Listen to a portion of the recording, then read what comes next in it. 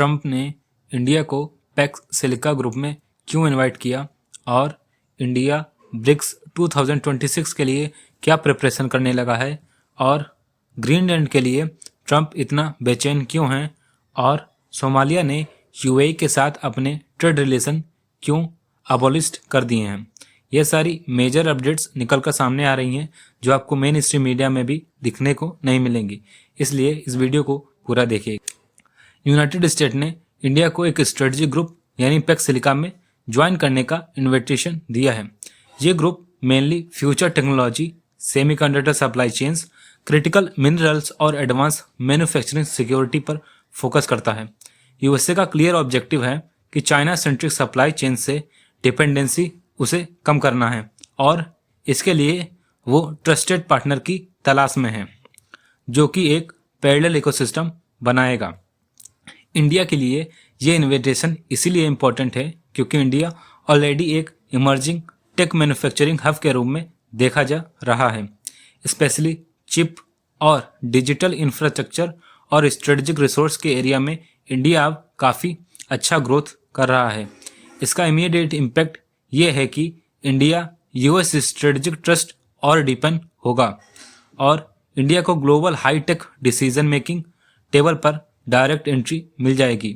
अगर आगे चलकर इंडिया अच्छा परफॉर्म करता है तो इंडिया पैक्स सिलिका में एक्टिव रोल ले लेगा और एक नया रूल मेकर की पोजीशन हासिल कर लेगा जो इंडिया को लॉन्ग टर्म में इकोनॉमिक और स्ट्रेटजिक दोनों एंगल से काफ़ी बेनिफिट करेंगे। हाल ही में इंडिया ने ब्रिक्स 2026 के लिए अपना ऑफिशियली वेबसाइट और लोगो लॉन्च किया है। ये सिर्फ एक ब्रांडिंग एक्सरसाइज नहीं है बल्कि एक पॉलिटिकल सिग्नल है कि इंडिया ब्रिक्स को सिर्फ एक डिस्कशन फोरम नहीं बल्कि एक सीरियस ग्लोबल प्लेटफॉर्म के रूप में प्रोजेक्ट करना चाहता है। ब्रिक्स जिसमें ब्राज़ील, रसिया, इंडिया, चाइना और साउथ अफ्रीका शामिल हैं और अब नए मेंबर भी इसमें जुड़ गए हैं जिससे अब ब्रिक्स ना रह के ये ब्रिक्स प्लस बन गया है। इंडिया के लिए ब्रिक्स इसलिए भी इम्पोर्टेंट है क्योंकि ये वेस्टर्न डोमिनेंट इंस्टीट्यूशन के पैरेलल एक स्पेस प्रोवाइड करता है इंडिया को जो कि इंडिया अपनी लीडरशिप दिखा सके बिना किसी सिंगल पावर के अंडर आए।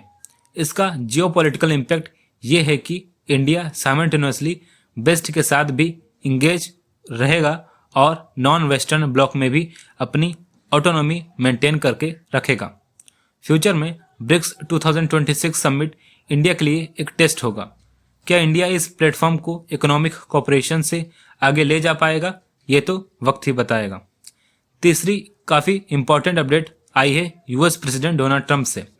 हाल ही में इन्होंने एक रिसेंट स्टेटमेंट दिया है जिसमें उन्होंने डेनमार्क पर प्रेशर बनाया है कि ग्रीनलैंड को यूएस के कंट्रोल में दे दो। ग्रीनलैंड टेक्निकली डेनमार्क की एक ऑटोनोमस टेरिटरी है लेकिन ये आर्कटिक रीजन का एक काफ़ी अच्छा एरिया है। यहाँ rare earth minerals, future shipping routes और मिलिट्री पोजिशनिंग के बड़े स्कोप हैं। ट्रंप का स्टेटमेंट सिर्फ एक रियोटिक नहीं बल्कि आर्कटिक जियोपॉलिटिक्स में यूएस के अग्रेसिव पोस्चर को भी दिखाता है, स्पेशली जब रसिया और चाइना भी आर्कटिक रीजन में अपना इन्फ्लुएंस बढ़ा रहे हैं। इसका इमीडिएट इम्पैक्ट डेनमार्क और नाटो अलायंस के लिए काफ़ी डिस्कम्फर्ट करने वाला है क्योंकि अलायंस के अंदर ही सॉवरेनिटी पर क्वेश्चन उठ रहे हैं। आगे चलकर अगर यूएस आर्कटिक रीजन में ज़्यादा डायरेक्ट कंट्रोल की कोशिश करता है तो यह रीजन नए जियोपॉलिटिक फ्लैश पॉइंट बन सकता है जहां ग्रेट पावर कंपटीशन ओपनली देखेगा।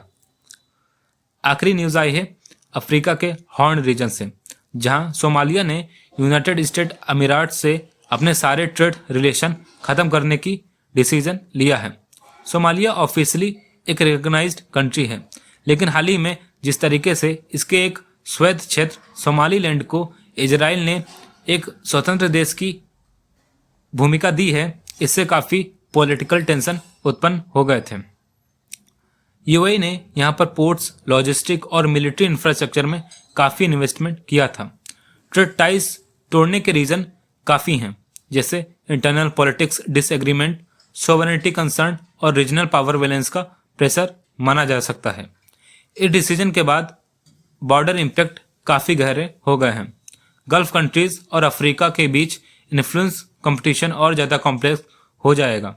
यूएई के लिए ये एक सेटबैक की तरह है, जबकि रीजनल राइवल्स इस वैक्यूम को फिल करने की कोशिश कर सकते हैं। लॉन्ग टर्म में ये मूव हॉर्न ऑफ अफ्रीका को एक नए कॉन्टेस्टेड जियोपॉलिटिक जोन में धकेल सकता है, जहां मिडिल ईस्ट पावर्स, अफ्रीका और ग्लोबल प्लेयर के लिए काफ़ी इंटरेस्टिंग क्लैश देखने को हमें मिलेंगे। यह सारी मेजर अपडेट्स आपको मेन स्ट्रीम मीडिया में नहीं देखने को मिलेंगी, इसलिए चैनल को सब्सक्राइब करें और वीडियो को लाइक करें। धन्यवाद।